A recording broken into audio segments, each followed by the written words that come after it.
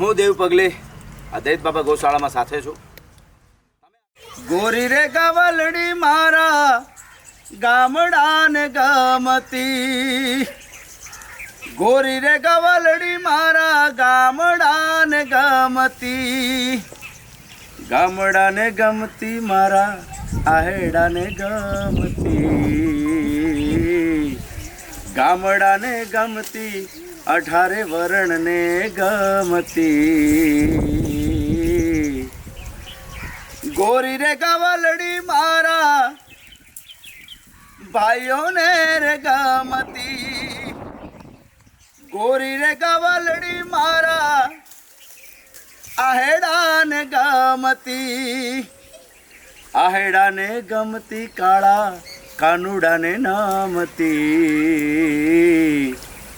આહેડાને ગમતી કાળા કાનુડાને ગમતી, ગોરી રે ગવલડી મારા આખા હેડાને ગમતી, ગોરી રે ગવલડી મારા બનાસકાંઠાને ગમતી, ગોરી રે ગવલડી આખા ગુજરાતને ગમતી.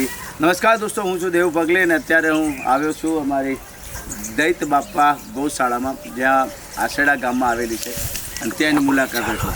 ચલો બતાવું છું. રોડું અને રઢિયાળું ગામ એટલે કે મારું માદરે વતન એટલે કે આશેડા ગામ.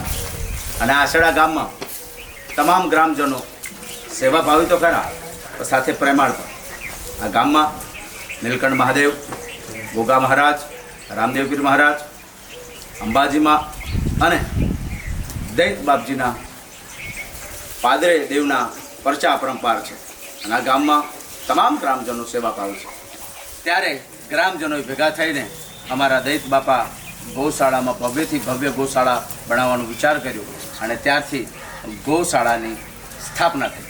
આ ગૌશાળામાં બીમાર ગાયો, અપંગ ગાયો, રોજડાઓ, બીમાર કૂતરાઓ અને બીમાર પશુ પક્ષીઓને આ ગ્રામજનોએ સાચવવાની જવાબદારી લીધી.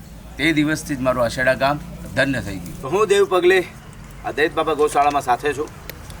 તમે આપેલો એક રૂપિયો ઘાસચારો આ ગૌશાળાને ખૂબ કામ આવી રહ્યો છે, પશુ પક્ષીઓને ખૂબ કામ આવી રહ્યો છે.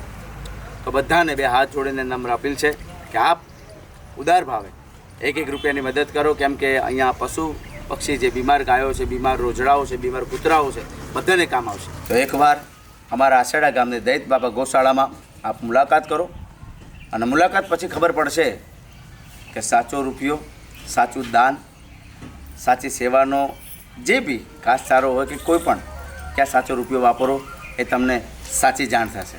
મહાદેવ હર.